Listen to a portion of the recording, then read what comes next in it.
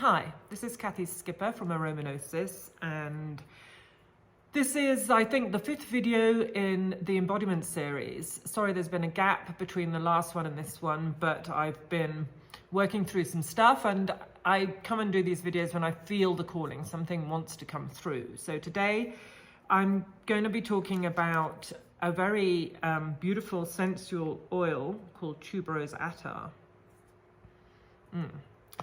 And tuberose has always been a go-to oil for me when I want to become intimate with my husband sexually. So I've been using it for many years, and for those people that have followed my work, you'll already know that, you know, I work a lot with embodiment. This is what this series of videos is about, and I've come to this work because of my own journey of being totally disembodied or dissociated throughout my life. And so the tuberose has for many years really helped me to come into the body, to come out of that dissociated state, because I actually get thrown more into dissociation when I'm in intimacy. It doesn't have to be just sexual intimacy. I've noticed throughout my life that intimacy is a big difficulty for me, even with non-sexual intimacy, and even with intimacy with my children. Not anymore, but when they were younger, and I started to realize, you know, I could see myself. I'd be there physically, but mentally and emotionally, I was somewhere else, in other realms, in my thoughts, ideas, projects. I found it very difficult to come into the body and be embodied in any form of intimacy.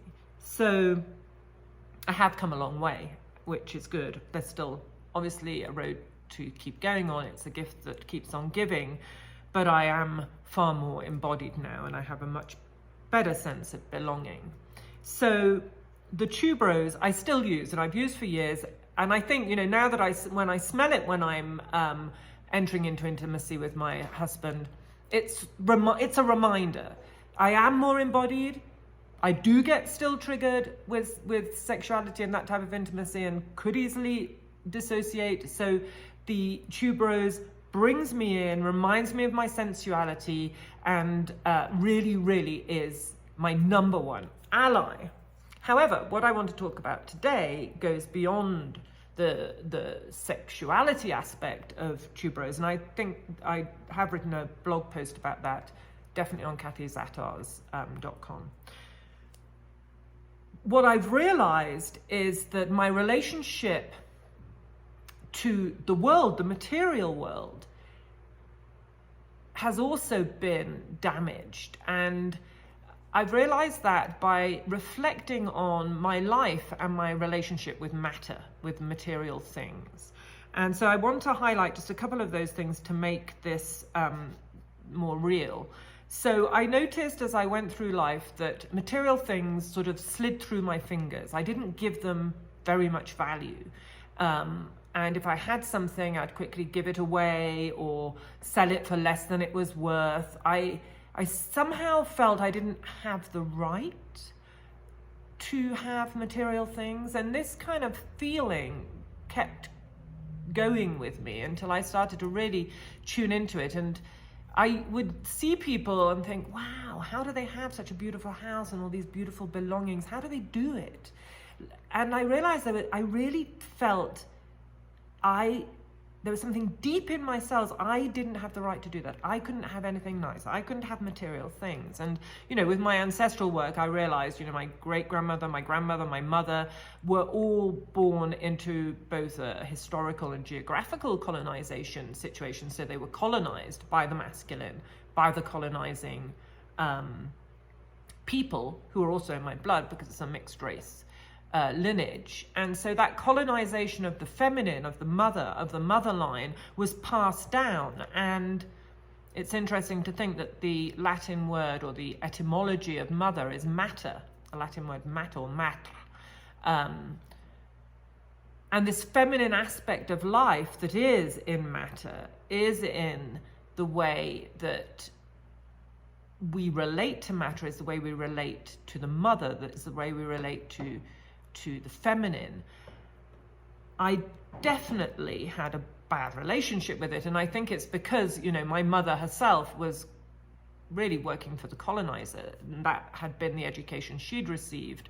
And so she gave a lot of value to colonizer views and colonizer ways of being, and denied the motherline totally, and denied her body.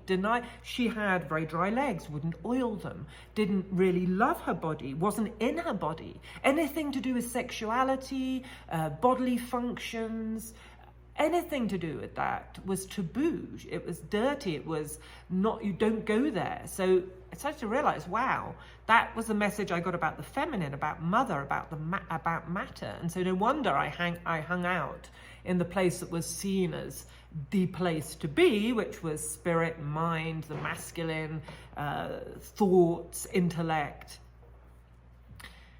And this played out in my life, and I'm still working on it, this relationship with the material world. And this is where Tuberose is really, really helping, because the sensuality that I find in sexuality, in fact, it brings me into my body, it reminds me I'm sensual, I feel alive, I can feel it, its energy vibrates in me and awakens my sexuality and sensuality. Well, I realized that it's also a great help in my relationship to material things, and it helps me to go slower, to come into my body, to come into the senses. Sensuality is actually perceiving life through senses rather than the mind, through the feminine.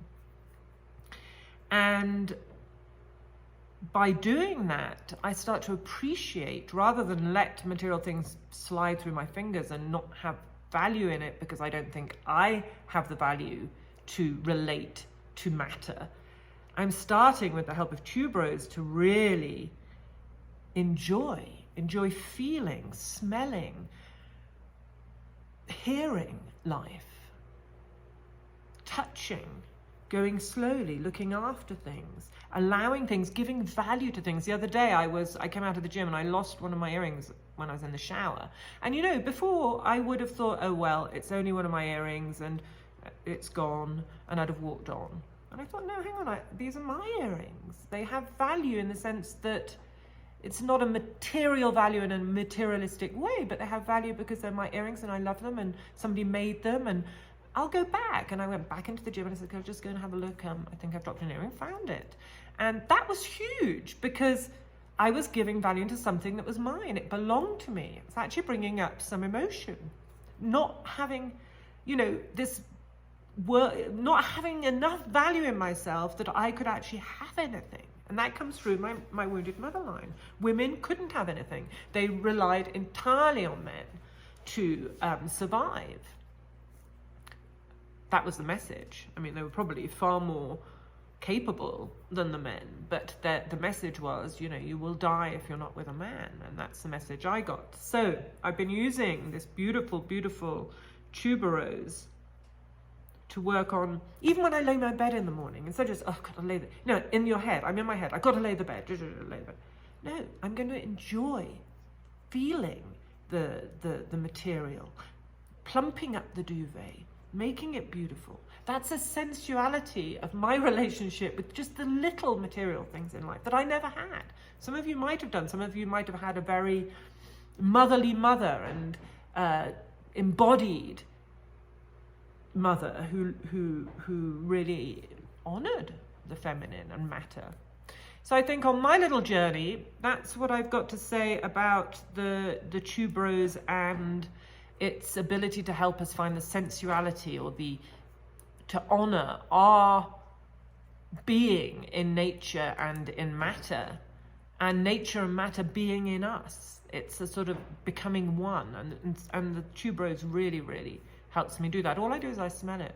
Sometimes I put a little bit on my fingers and I'll do that, so that when I'm walking along, I'm smelling. It's an attar, it's got sandalwood, it's good for the skin, it isn't abrasive, it isn't caustic.